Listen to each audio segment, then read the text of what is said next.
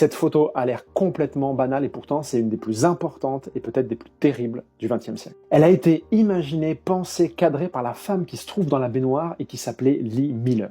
À partir de 1940, elle travaille pour le Vogue britannique et dès 1942, elle va commencer à couvrir la Seconde Guerre mondiale. Elle suit la 83e division jusqu'en Allemagne et elle accompagne toutes ces photographies de textes qui sont des témoignages très précieux. Elle assiste par exemple à la libération des camps de concentration de Dachau et de Buchenwald et elle est la première à dévoiler l'horreur de ce qui s'y est passé. Et c'est traumatisé parce qu'elle vient de voir qu'elle se rend quelques jours plus tard à Munich avec son collaborateur et que tous les deux décident de s'installer le jour même de son suicide dans l'appartement d'Hitler. Et c'est donc ce jour-là, à cet endroit, qu'elle prend cette photographie qui est beaucoup plus travaillée qu'on l'imagine.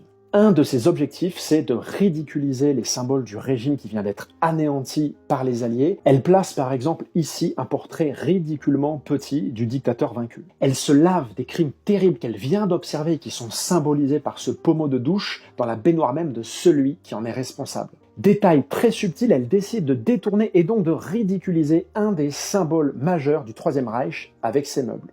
Et surtout dans cette salle de bain immaculée qui symbolise l'obsession de l'hygiène des nazis, elle vient déposer de la boue jusque sur le tapis personnel d'Hitler. Et ce n'est pas n'importe quelle boue, n'importe quelle poussière, c'est celle qui se trouvait sous les chaussures de Lee Miller, à savoir celle des camps de concentration.